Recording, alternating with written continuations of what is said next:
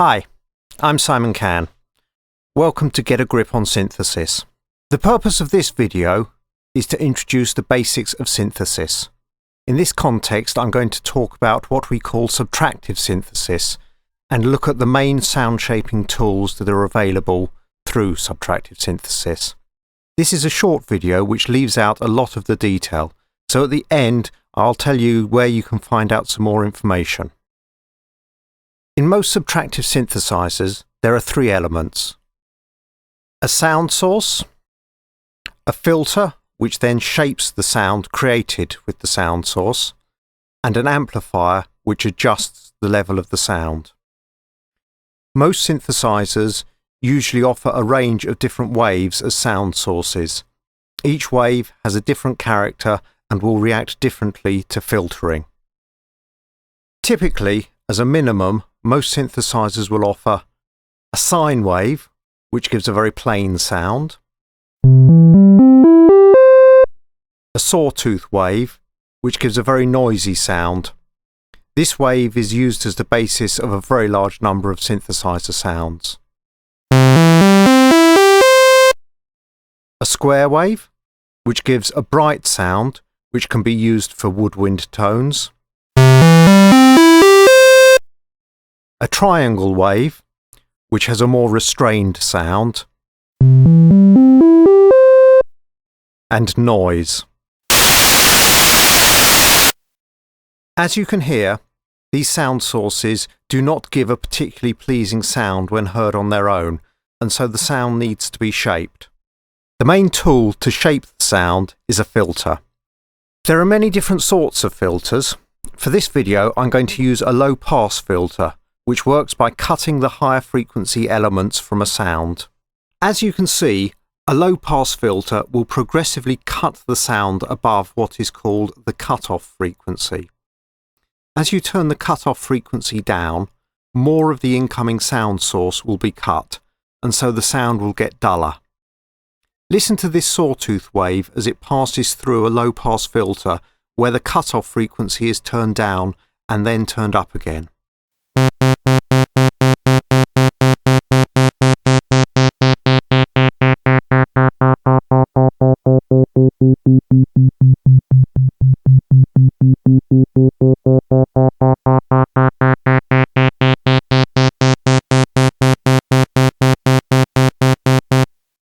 To give the sound some animation, we need to change the settings in the three elements as a note is played. Sometimes we need a level to increase over time, and sometimes we need a level to decrease over time. There are two main tools that we use to change levels over time. The first tool is an envelope. An envelope is a single-shot device. In other words, it starts, it executes its level changes, and then it ends. Envelopes are often used for volume changes. The second tool is a low-frequency oscillator. Unlike an envelope, a low-frequency oscillator will repeat its cycle to continuously modify the sound. Low-frequency oscillators are often used for vibrato effects. Let's have a look at how envelopes and low-frequency oscillators can be used in practice. If we go back to the signal flow that we looked at earlier, the first thing I'm going to do is switch off the filter so the sound source is connected directly to the amplifier, which outputs the audio signal. Let's listen to how that sounds.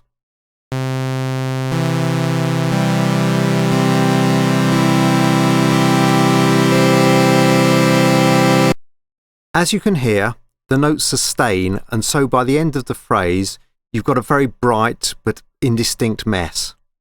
As a first step, let's add an envelope to control the level of the amplifier.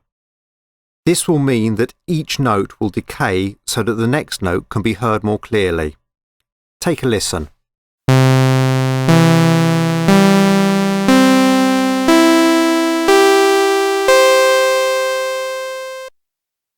The sound is quite bright, so let's bring the filter back in.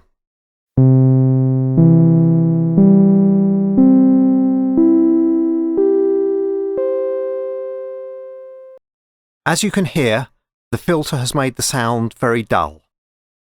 We can make the sound much more interesting by controlling the filter's cutoff frequency with an envelope. In this instance, the envelope shifts the tone of the sound over time.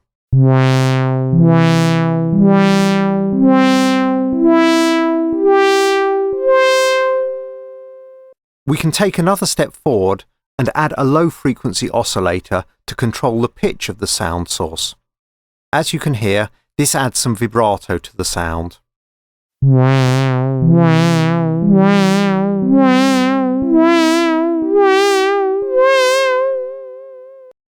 As I said at the start, this is only a very short video. If you want to know more, in particular, if you want to know how the sounds you just heard were created, then you might want to check out Synthesizer Bootcamp. This is a series of videos looking at specific elements of synthesizer control. You should also check out some of my books. In particular, I recommend you look at How to Make a Noise and Becoming a Synthesizer Wizard from Presets to Power User. Both are available from all leading bookstores, including the online stores. You can find out more about Synthesizer Bootcamp and my books by visiting my website, noisesculpture.com. Thanks for watching, and I hope to see you again soon.